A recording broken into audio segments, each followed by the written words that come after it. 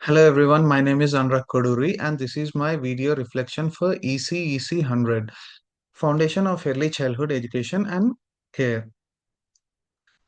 In this presentation, I will reflect on how historical and contemporary approaches along with the key theories and frameworks shapes our understanding and practice as early childhood teachers.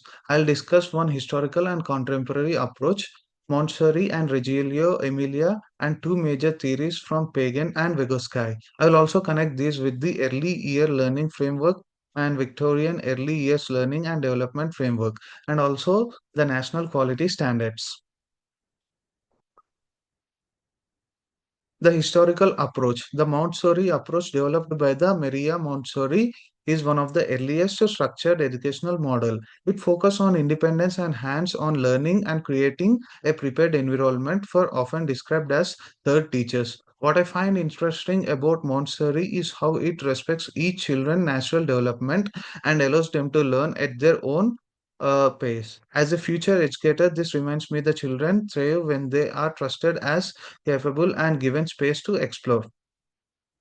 Contemporary approach, Reggio Emilia approach, which begins in the Italy after World War II, takes a more collaborative and community-based view of learning. Here, children are seen as capable, content and learners, and learning happens through relationship, creativity, and co-construction of knowledge. I really appreciate how documentation is used not just record learning, but also the reflective tool for educators. The idea that environmental also third teacher connects beautifully with the Montessori, but Reggio Emilia adds a strong focus on the collaboration and community involvement also. Reflection approaches. When I compare both theories, I see how they are complement each other. Montessori provides structure and independence, while Reggio Emilia encourages creativity and collaboration. Together, they reminds me that as an educator, we need to balance guidance and flexibility, recognizing that every child also learns differently. Also, both philosophies reinforces the importance of child agencies, allowing children to take the lead in their learning, which I believe that central to quality educational childhood learning. Pagan's consecutive development. Jain pagan theory focuses on how children actively construct knowledge through different stages of development. He highlights the importance of play and hands-off exploration in build understanding. For me, this theory emphasizes the learning must be developmentally appropriate, not one size fits to all. As an educator understands these stages helps me to plan experience that match where child is their own learning journey. Lev Vygotsky, on the other hand, focused on the social and cultural context learning. He introduced an idea of zone of proximal development, which shows how children can achieve more with the right support.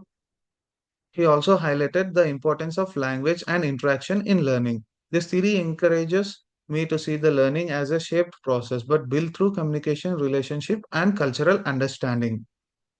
Reflection on theories. When I reflect on Pagan and Vygotsky together, I see how they both valuable insights. Pagan reminds us child's individual development, while Vygotsky emphasizes social interaction and collaboration. Together, they support a holistic understanding of children, encouraging educators like me to collaborate structured learning with social and cultural awareness.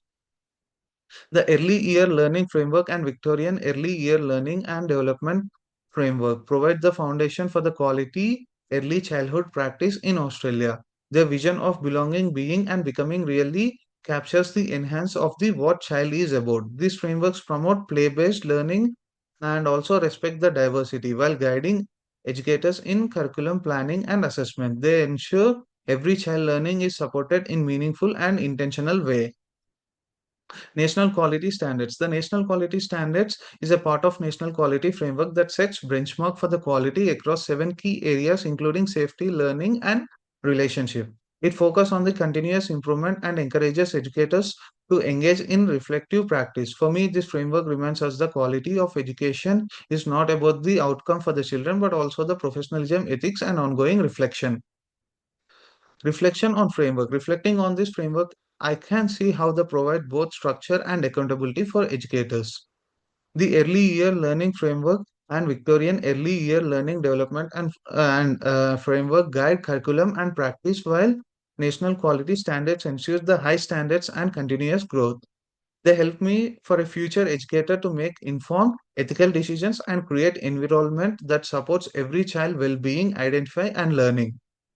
In the conclusion, this reflection helped me to connect the educational approach theories and framework to own development practice. The Montessori and Reggio Emilia methods remind me the valuable independence, creativity, and collaboration, where Pagan and Vygotsky helped me to understand how the children, both individually and socially, and the early year learning framework and Victorian early year learning development framework and the national quality standards gives me the professional guidance to apply these ideas in the real world. Altogether, this prospective, social, ethical, reflective, and evidence based practice helped me to grow up as early childhood teacher who can create engaging learning environmental for all the children. All the information in this were from these references support. Thank you.